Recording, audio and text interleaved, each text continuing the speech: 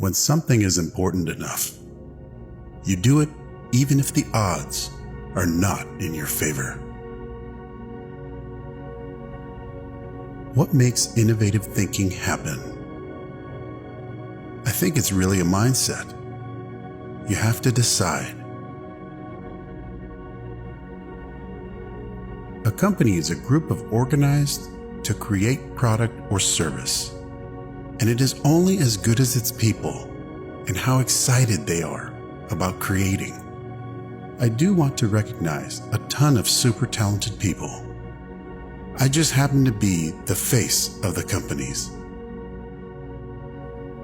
I've actually not read any books on time management. I would just question things. It would infuriate my parents. That I wouldn't just believe them when they said something because I'd ask them why. And then I'd consider whether that response made sense given everything else I knew.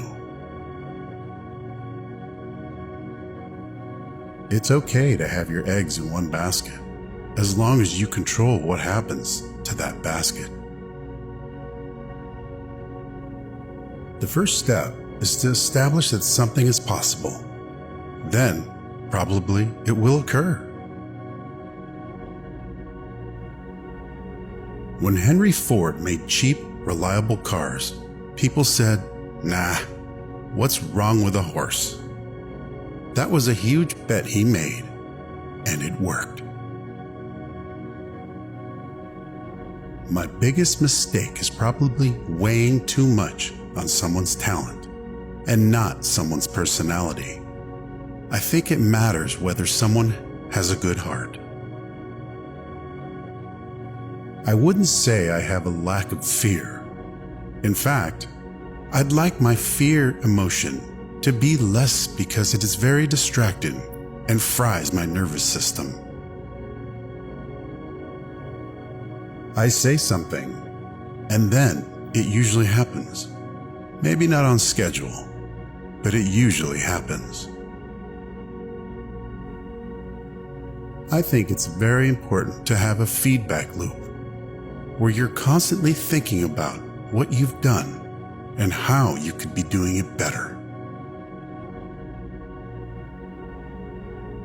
Some people don't like change, but you need to embrace change if the alternative is disaster. I don't spend my time pontificating about high-concept things. I spend my time solving engineering and manufacturing problems. People should pursue what they are passionate about. That will make them happier than pretty much anything else. As much as possible, avoid hiring MBAs. MBA programs don't teach people how to create companies. It's very important to like the people you work with. Otherwise, life and your job is going to be quite miserable. If you're trying to create a company, it's like baking a cake. You have all the ingredients in the right proportion. People work better when they know what the goal is and why. It is important that people look forward to coming to work in the morning and enjoy working.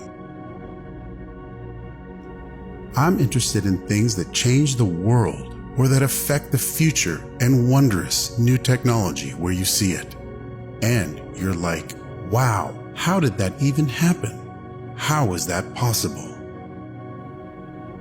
Brand is just the perception, and perception will match reality over time.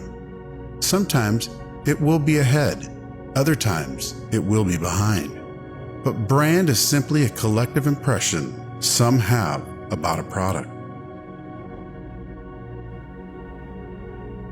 There are really two things that have to occur in order for new technology to be affordable to the mass market. One is you need economies of scale. The other is you need to iterate on the design. You need to go through a few versions When somebody has a breakthrough innovation, it is rarely one little thing.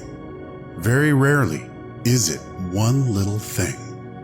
It's usually a whole bunch of things that collectively amount to a huge innovation.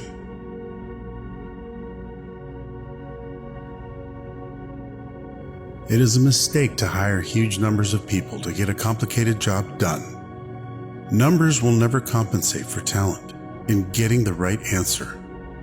Two people who don't know something are no better than one. Will tend to slow down progress and will make the task incredibly expensive.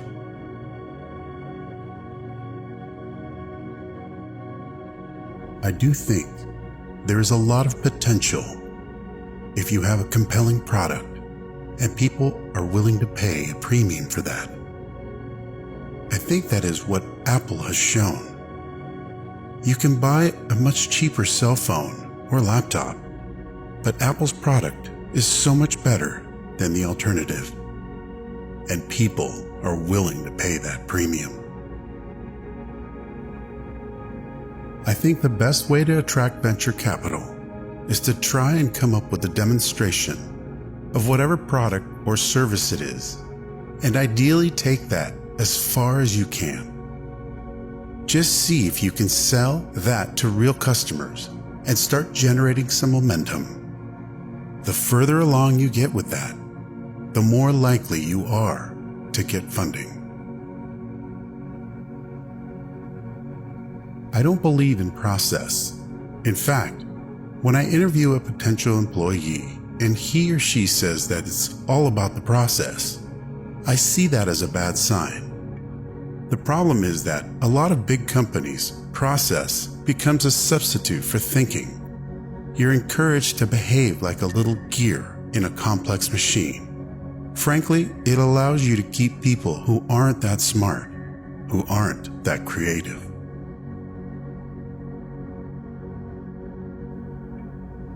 If something has to be designed and invented, and you have to figure out how to ensure that value of the thing you create is greater than the cost of the inputs, then that is probably my core skill. I always have optimism, but I'm realistic. It was not with the expectation of great success that I started Tesla or SpaceX.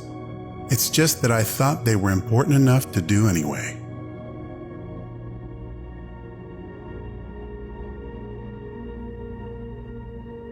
Work like hell. I mean, you just have to put in 80 to 100 hours every week. This improves the odds of success.